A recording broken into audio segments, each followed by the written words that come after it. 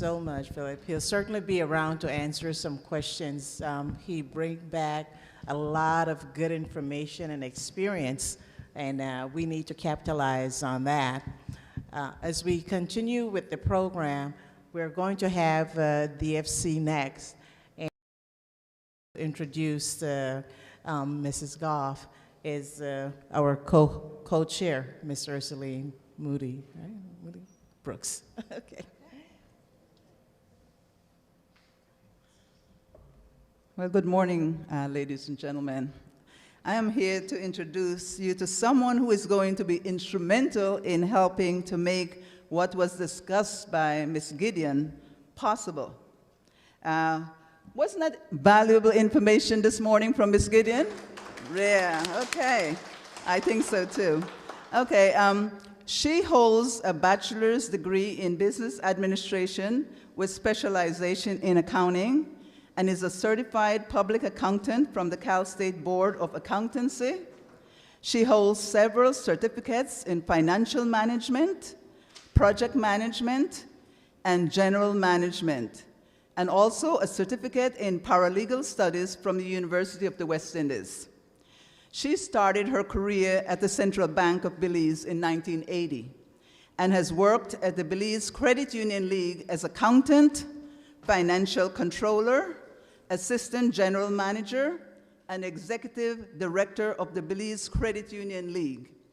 She is presently the general manager of DFC, the Development Financial Corporation. She has a passion for Belize and is committed to the social and economic development of the country, especially as it pertains to transparency, accountability, and change management.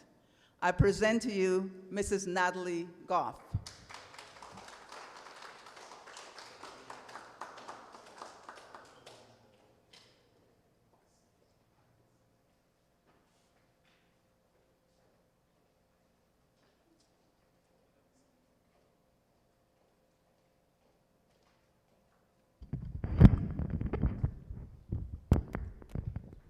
Good morning, Belizeans and friends of Belize.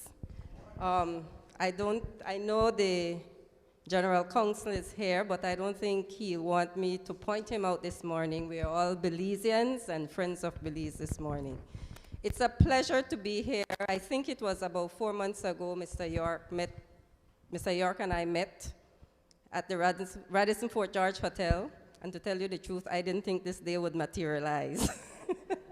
But I realized that he's a go-getter, and it's an honor for us to be a part of this investment seminar here today. I've listened to what was discussed.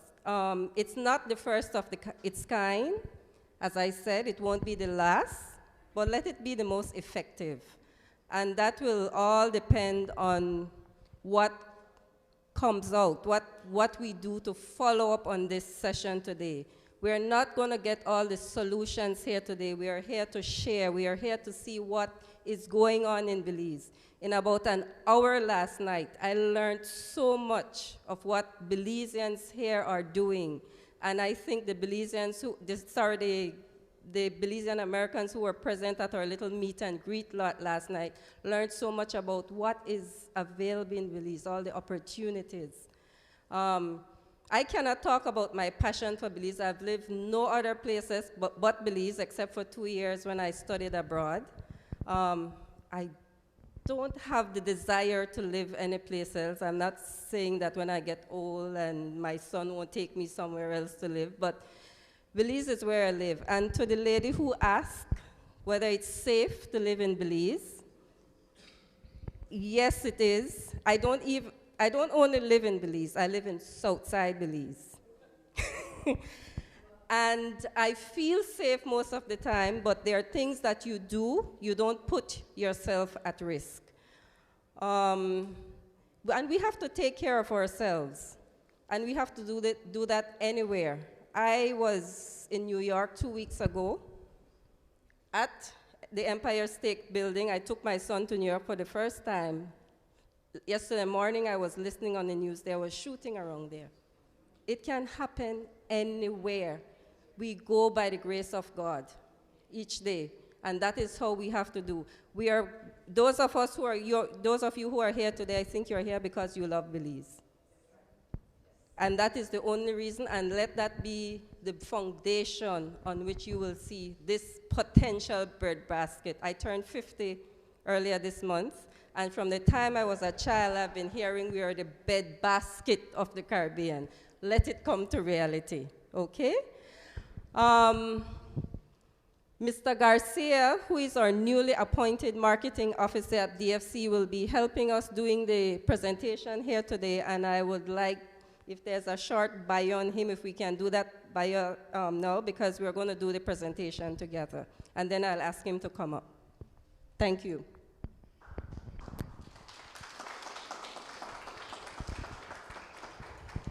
Good morning. I'd like to introduce Mr. Norman Garcia, a fellow Belmopanese. Want to mention that? Norman Garcia currently works as Marketing and Communications Manager for the Development Finance Corporation. He recently took up this position after having served as branch manager with responsibility for the Cayo branch. He holds a Bachelor's degree of Science degree in Management from the University of Ozarks in Arkansas. Mr. Garcia is no stranger to the needs of the Belizean public, living in the United States, as he has on many occasions taken on answering questions by those who live abroad and want to know of many aspects of Belizean business, coupled with those who show interest in loans with the Development Finance Corporation.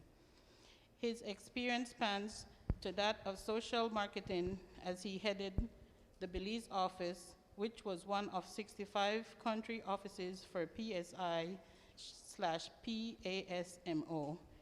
headquartered in Washington, D.C. This program was geared towards preventive interventions for the fight against HIV and AIDS in Belize. He continues in his initiative through working with rural women under a food sovereignty program, a private initiative he works at in his spare time. This program focuses on women making the right decisions in their lives. One of his major satisfactions is knowing that the job has been well done, and his way of measurement is the outcome, which would normally be the fact information has been shared and acted upon by the person who has requested it. This could easily be explained through Mr. Garcia having been a Walton scholar, based on the late Sam and Helen Walton's philosophy of helping those in need by affording an opportunity to advance through receiving the right working tools, knowledge. Here is Mr. Garcia.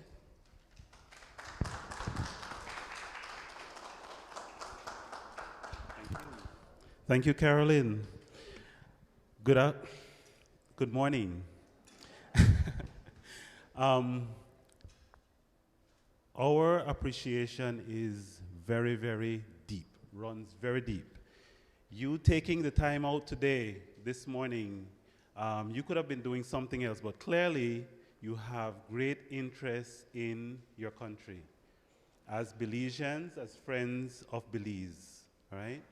And we thank you, and we're very, very happy to be able to share this time with you, all right? I'd like to go into the presentation.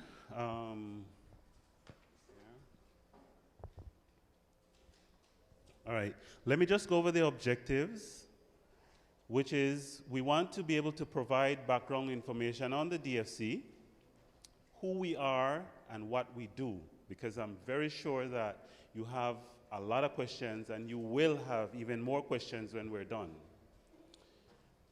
Provide information on the financial status of the organization, to provide information on DFC's funding sources for the productive sector, and to provide information on DFC's lending programs for the productive sector. And I would like to add to that other programs that we do, right? Which is not just the productive sector.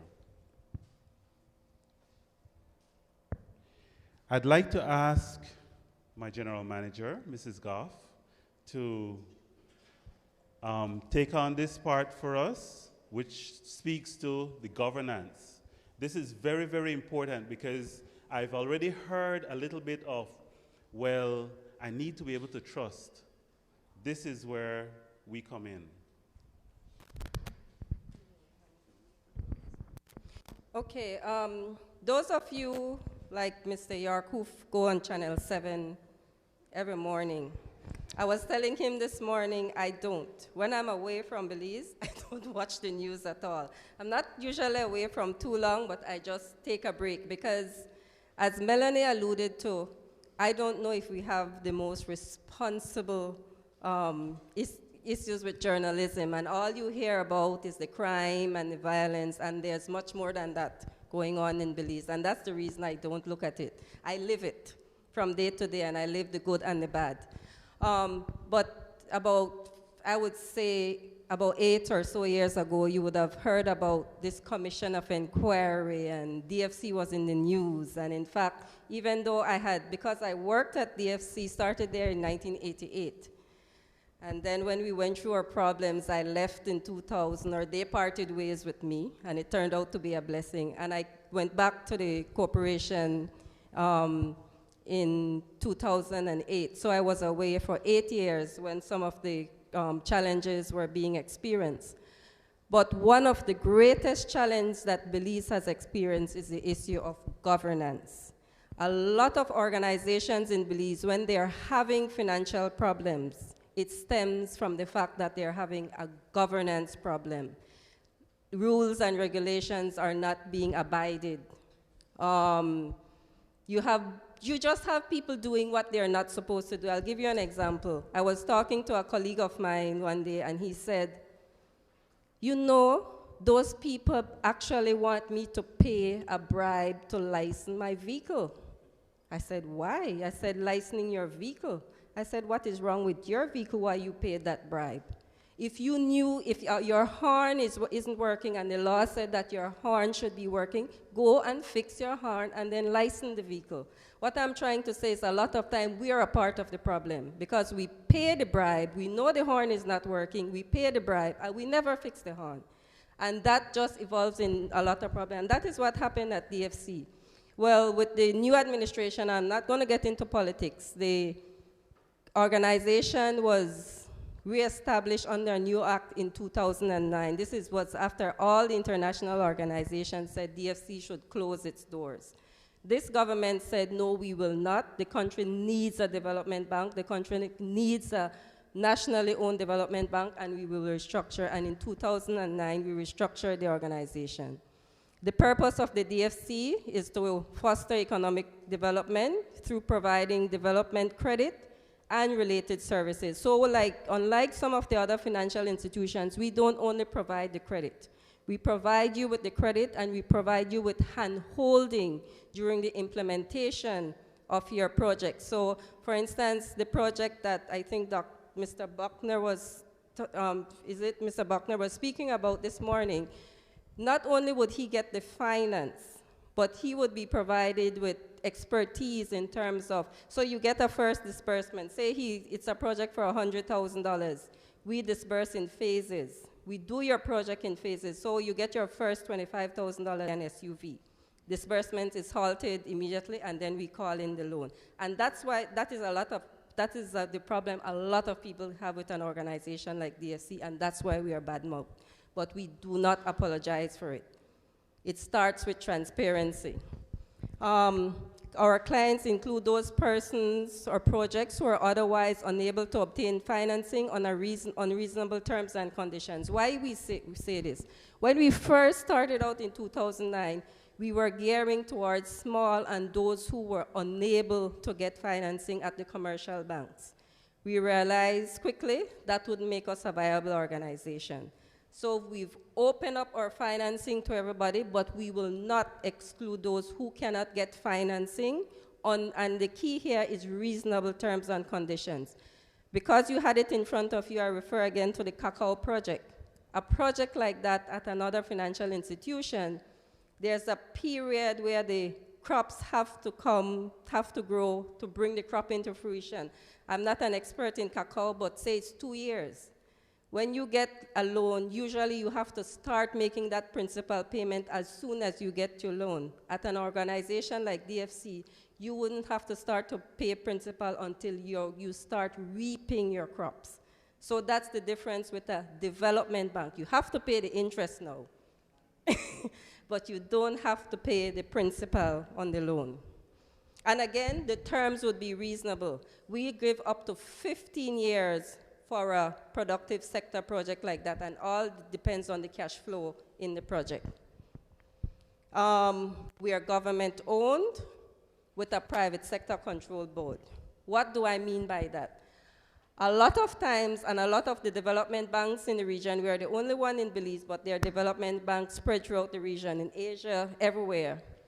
They are government-owned, and there's a lot of political intervention in the organization. And I can tell you, I have no bones about it. I don't care who is here. That is what sent DFC into the ground in the, late 1990s and in 2000. To avoid that, we try to come up with a model to avoid that. And what we have done, although the organization is still government-owned and the Minister of Finance is responsible for appointing the chairman of the organization, 5 of our 9-member board is from the private sector. 4 is from government. So at all times, the private sector has the majority. The government employees cannot outvote those on the private sector. And we didn't just say anybody from the private sector. We ensured that we have expertise on our board. So our one of our board members is a representative of the Bar Association. We do very complex projects. We have land issues. We have, probably new investments with Belizeans abroad and things like that. So we have a representative from the Bar Association. Another of our directors is from the Accounting Association in Belize. Another of our representatives is from the Belize Chamber of Commerce. They have wide knowledge about investment and things like that. From the small business sector and from the tertiary, Association of Tertiary Level Institutions, because we do some educational loans. We do a lot of educational loans at DFC. Our mission, I won't go through it, just to read it, to provide development financing on an economically sustainable and environmentally acceptable basis in order to contribute to the sustained growth of the Belizean economy through competitive and high-quality financial and related business products. That is what DFC is about. And notice environmental. Any of the projects that we do today, we're ensuring that it's environmentally suitable. Our vision is a little bit long, but that is how we see ourselves, to establish the corporation as a recognized development financial institution nationally, can you see? And internationally, committed to the growth of Belize through the economic empowerment of the individuals or groups in its target sectors. The DFC will adhere to its values of good governance, corporate responsibility, integrity, respect for its customers and other stakeholders with commitment to environmental sustainability and public value. Responsible to all our stakeholders, be it the government, be it our employees, be it our cost welfare. Answers, and we have another.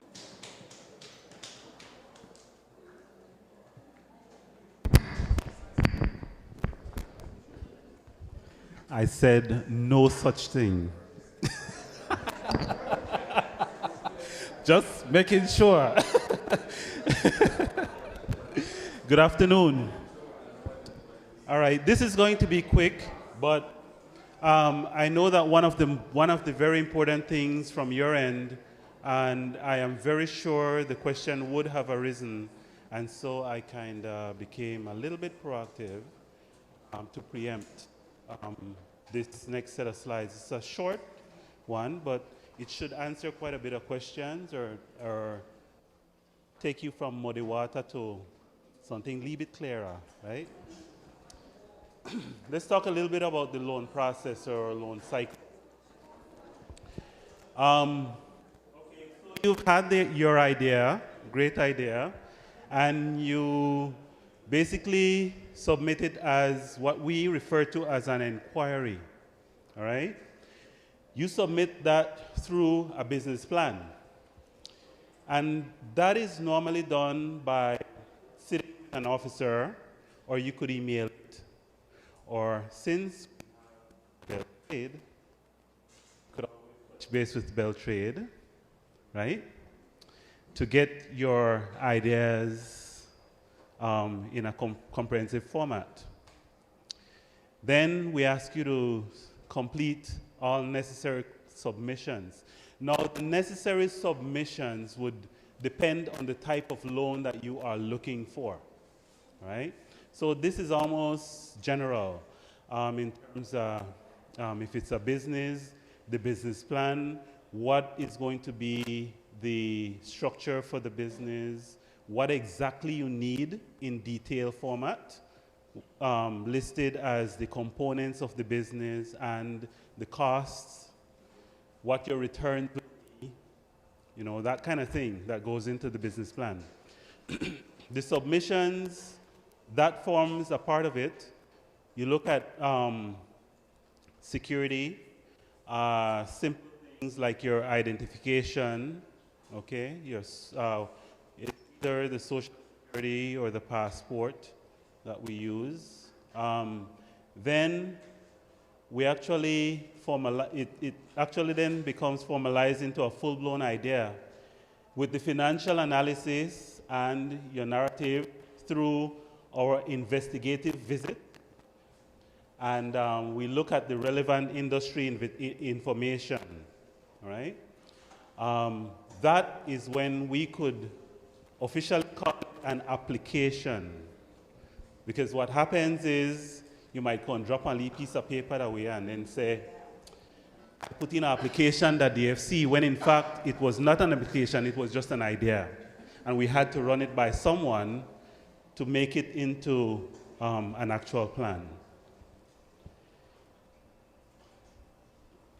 Once it has become a full-blown plan or an application, then it gets submitted to the relevant authority, which would be either the branch manager, the manager of credit delivery, an admin, the AGM lending operations, the general manager, or higher, depending on the amount, the board management credit committee or the board of directors, right? It then gets returned either as an approval, because it would have been very thorough before, and majority of the time, when the recommendation goes up from the officers who have been reviewing, it means then that you kind of sort of got a green light. And so it gets returned as an approval. Otherwise, you may need to do some kind of revision to make sure that you take care of the gray areas, and then you do, or further submission. Then it goes back again, all right? If you have had the approval, then you receive a letter of offer. And the letter of offer is the first legal contract signed saying, we, the DFC, have approved this amount, X amount of dollars to you to do whatever the components of the project is, right? If you haven't received that letter of offer, it is not an approved, you can't say, well, I have the approved loan at that point, right? Most of the times with the larger loans, you go through a you can go through a negotiation process, all right? Depending on what the preconditions are or some of the overall conditions are to the loan, you can negotiate it at that point. And then you accept the loan offer. At that point, you will pay the, legal fees or the closing fees, right? All the costs. And we go into legal documentation, which is where we prepare, and remember I mentioned promissory notes and loan agreements and stuff like that? That is where we prepare that. And yes, we have an in-house legal department. So that is a service that we provide to you. Okay, and when you are paying preparation, processing, stamp duties and stuff like that, it does get registered. With that, however, it takes a little while as well because we have to do things like company search, land title search, and then we actually prepare the relevant legal document, right? Once that has all been done, you will then be signing your legal documents. At that point, say you're outside of Belize, you could fly home to sign the legal documents, or we send it here to you and you do it in front of the Belize Council or a notary public. All right? That would have had to be indicated before we sent it off, because we would have had to indicate it inside the legal document. Once you have signed, it means money ready for roll. We start disbursing the funds. And that is the part where you would have, in the letter, had a schedule of how the project would go, how it would be phased. Some projects, we actually phase it by the weeks. And so it would indicate all of that. You know when your project will start, and you know when it's supposed to be finishing, all right? All of that is indicated to you in detail. Once loan is disbursed, that is exactly when the implementation starts, all right? And again, I'm going to repeat it. It comes with close supervision from us to ensure that we have a win-win. At the end of that cycle, you have a finished project, and you're able to carry on your business. It has its returns, and you're able to repay the loan. From time to time, people do run into a little bit of problem if there are delays or some kind of maybe prices go up and cost overruns, and you realize, okay, I think I need a little bit more financing, a little bit more funds. You can come back to us, or we would have already anticipated it, because at each supervision, we write a report, a detailed report, picture and words, and figures stating that the project is on schedule, that the project is going to finish when it's supposed to finish, and that there are no cost overruns, all right? Just in case there's a cost overrun and you are looking at additional funds, because it was anticipated, we would then look at an additional loan for you, granted that the security and the level of income from the business, the cash flow, is able to sustain the additional loan, all right? So we really walk alongside you with our, with your loan, with your investment, right? The total processing time should really run between 6 to 12 weeks, or 1.5 months, 3 months, depending on the size of the project. Now, with dealing internationally, may run a little bit longer because documents go back and forth. So that is where the delays may come along, all right? That's basically what I have for the cycle, all right? I think we could move into the question and answer segment.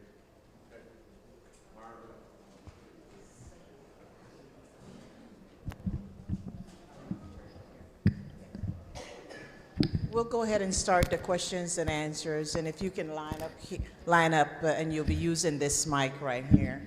So please come along. Could you tell us a little bit about the foreclosed properties that you have, and how could someone go about purchasing those properties? I'm certain you do have some. Okay, that has been a question that we've been getting quite a bit of from before we came here. And we normally get a published list every month to show what foreclosure. At this time, there is hardly any that we have in terms of properties, but the process would be that, and one of the things that we're looking at is to publish from your end as well, or to forward it to your end through the website of the council, so that you see what is being foreclosed.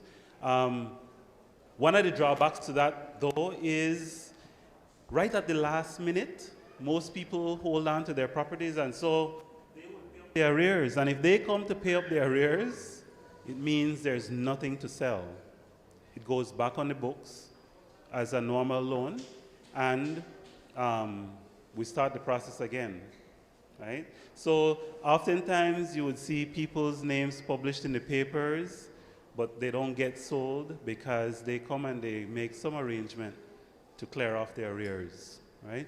But it is something that for our future, we will be publishing or forwarding to the council's website.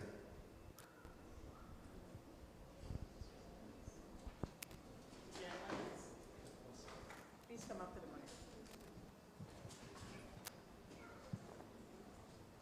mic. My name is Greg Henderson. The question I have relates to completing a project.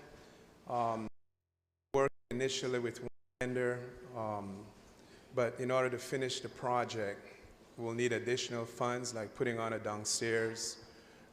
Is that something we could come to DFC and apply for a loan? And if so, what would be the interest rate and what would be the procedures of applying for that loan to complete that project?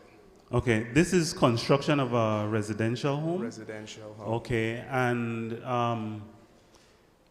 would the additional loan be less than 50% of the overall cost? I would say so, yes. You would say so. Yeah. We facilitate, well, what about because it's a second mortgage that we'd have to look at, and we really don't look at second mortgages at this time. However, if we were to be refinancing, we could look at what the additional cost is, as long as it is within, it is 50% or more, okay, and we would take it over from whichever institution that you have. So but it would be a free almost finance. sounds Okay. as if we would not be able to facilitate it because of the second mortgage.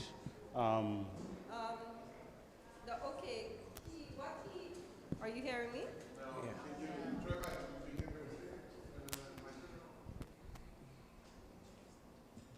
Hello? Are you hearing me now? No. What Norman said is true. That is the policy at this time, but we are here as looking from an investment perspective. We have to look at opportunities. We should be driven by what the demand is out there. And if we realize that there's a demand for this type of service, it's a loan product that we could probably come up with, concentrate on productive sector lending, investing into business for that we can generate employment in the country. I'm not saying that building construction doesn't, but one of the conditions under which we came back or were allowed back in the financial services sector is that we wouldn't compete with the commercial banks. We have had to tweak that a little bit, because if we want to be viable, we have to compete. And I will I will not apologize for competing with the commercial banks or any of the other financial institutions in Belize. But because over the last few years our portfolio was skewed towards mortgages and we had become more from a mortgage bank, we want to concentrate on productive sector lending, and that's why the rates in the productive sector and everything is lower. You are noticing that the rates at mortgage financing is higher. And it's kind of to deter people, go to the credit unions, go to the banks to get but you want a productive sector loan, this is where you belong, at the DFC. But I can tell you that if we see a market out there, we are about capitalizing on our opportunities. And if I see a market out there, I will take it to my board. Okay? Thank you. I have a follow-up to my first question. You said that there was no properties available right now, but should a property become available, is there any means by which someone living in, say, California can go about purchasing a property? Is there any provision for that? I mean, a lot of this stuff goes to the auctioneer, I know in Belize, but suppose someone is here and has the finance and willing to buy the property. Okay, and that came up last night as well in our discussion. Of two things. You'd need to appoint a very trusted person to do the actual bidding for you at the auction. Or you would need to fly down, which it's not going to guarantee that you have that you win the bid, right? But of those two things, right?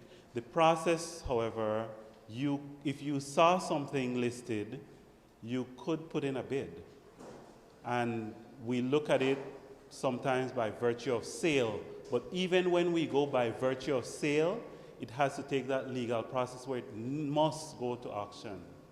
And this is where, as I mentioned earlier, at the last minute, you could lose that opportunity for the simple fact that the client comes in and clears their arrears. So the short answer is all the foreclosures do go to the auctioneer. It's not handled It's not handled. It's not handled directly by DFC. The question is, does it all goes the through an auctioneer? go Yes. to an auctioneer? Yes. And why is that?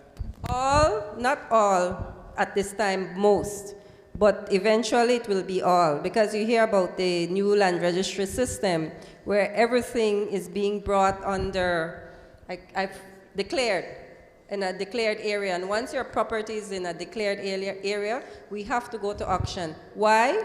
To ensure transparency.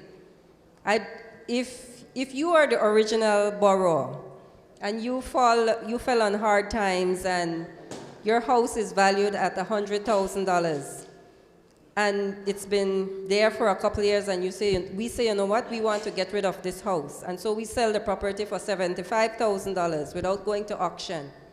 We still come to you for the other $25,000. I don't know if you realize that.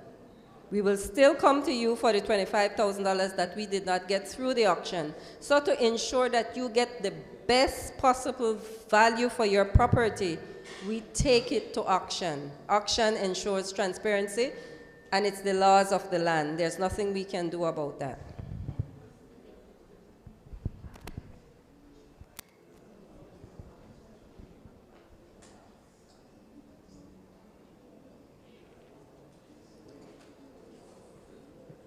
Do we have more questions for our presenters? Take this opportunity now, please. I have a question.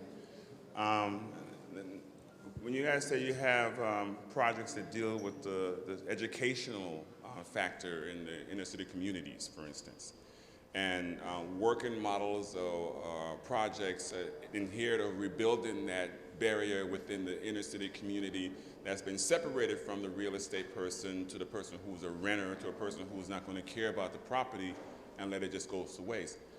What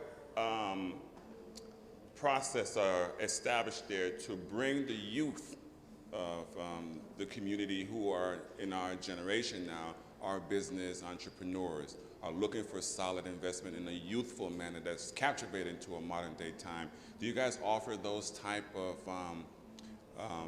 loans that assist in bringing the schooling system, the education system, to bring relevant investment opportunities to the communities, such as sustainability with the green economy that Belize have, and being more of a frontal point at being Green Scout and protecting the environment? Some of those things are missing in the midst of what I've been researched in the few years that I've been following up on a few things in the inner city and in the communities, that eco-jobs and eco-education is important. Do you guys offer loans for companies that have solutions in that matter to bring about those changes in an environmental sense to the youth? We do. It might not be in the structured manner that you're talking about. Think about what we do. He mentioned that we have educational loans, we have loans for mortgage financing, we have business loans. So take a young man or a young woman through the process. Their family cannot afford to send them to sixth form. So their parents come to DFC and they get a loan for $5,000, $10,000, and then they graduate from UB. And they have an idea. And to pay back that loan, they may get a business loan. So the process is there. It's just that we do not sell it that way. They may get a small business loan. What we encourage them to do is start small. So you borrow $5,000 or you borrow $10,000, and you grow bigger. And then when you're established, you get your mortgage financing loan. What you had was one financial institution who helped you through the process. All you had to do in order to access all those credit facilities was ensure that you pay your loan. Because if you don't pay, you're affecting those who are coming behind you. And when I talk about love of country, it's not about love of self, it's about love of country. And so if you pay, you are thinking about somebody down the road. It might be your son, it might be your daughter, who may access loans 25 years from now. But if you don't pay, the organization will run bankrupt. But what we do is work with you. He talked about the clients who, they come and they pay just before the auction. A lot of the banks won't do that. They don't take you off the auction block. We do. Because we know how hard you have worked to, put that house, to get that house. It's your house. Most of the time it's the family dwelling. So it's not structured like that. But I can tell you our micro-enterprise program is geared towards those inner city. Those are the people who are getting the micro-enterprise loans. I was having a function for one of my sons, and I had ordered food, like chicken wings and things like that. And I entered this shop, and the man said to me, "Come and see one of your projects." I said, "Oh." Well, at my level, I'm not involved in the day-to-day lending. And what that person showed me, and it shows that at management, we have to get out there and see our projects. It made me realize that our microfinance program has a little higher delinquency than maybe our mortgage finance or bigger loans. But it made it worth the while to me. Because what I saw was a young woman, I don't even know if she graduated high school, who is now selling to school. She had stainless steel equipment. We made that possible for her. And so she now can help her, she's making income so that she can send her kids to school. This is what you have to see DFC about. We are into making, building a better economy in Belize. And so I see that, but a lot of people don't see that out there. They don't see us giving mortgage finance, education, business loan. As the manager, I am able to see the whole picture. And that is what we are not doing well as an organization. We don't blow our own horn. We don't tell people what we do. We don't tell people that since we resumed lending 4 years ago, we have advanced in excess of $50 million in loans. We don't tell anybody that. We feel like they don't need to know. We deal with the people who come into us, but maybe we need to blow our trumpet more. Maybe you asking that question makes me realize that I need to put together a little prospectus and tie in what I've told you a while ago. So thanks for asking that question. It's when we come to things like this that we get our ideas and we are all made better. Yes, we are doing it, but probably not in the structured manner that you are referring to. Yeah, I think that's... Is scattered throughout Belize, mainly Cayo and Toledo, who have made a formal business in the industry. You could go to every market in every town in Belize and buy your herbs, your bark, your whatever it is you're going to get. Right. So by the developed world standard, our natural healing is not developed. By Belizean standard, right. I myself included, I don't think anybody's home is not without some kind of natural healing product. I have allergies. It's maintained 20% of the time by natural products. So it is there. The potential to formalize it, which couples in with the medical tourism that we're trying to push, which is more along the line of the health and wellness, a Belizean flavor, you come to Belize and you get a Mayan spa treatment. So it's developing, in this case, branding the industry that's already there. Okay, so that's in the works. It's being developed. Consultation is happening because if you were not here this morning, it's a matter of Natalie and I saying the potential, the opportunities are abundant. It's just finding them out and working with them. So to answer your question, nothing industries in Belize. Is it developed or formalized that you are accustomed to the world? Probably not, but it is developed.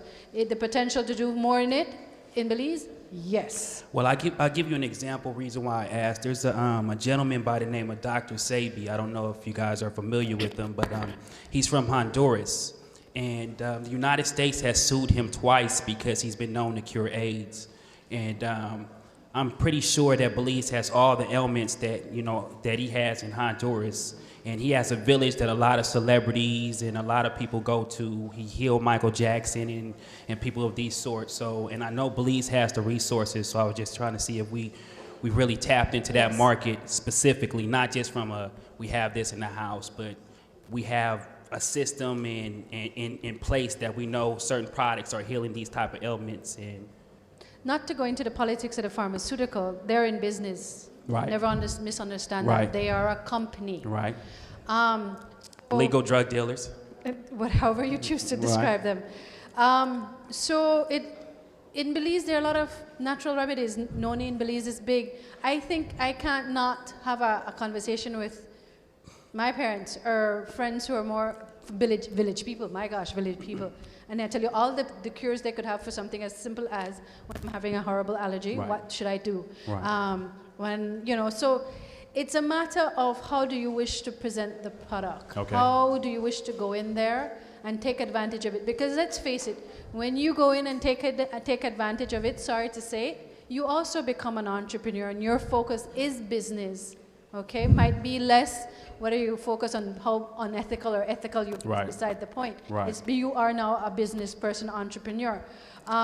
So you look that way and there are potential. So how developed is it to make cures for the more well-developed disease? I'm sure Belize has it because of the location of where we're at. So it's just a matter of how well you are adventurous and taking advantage of that, sir. All right, thank you. Well, when we started at 9:45 this morning. Thank you so much.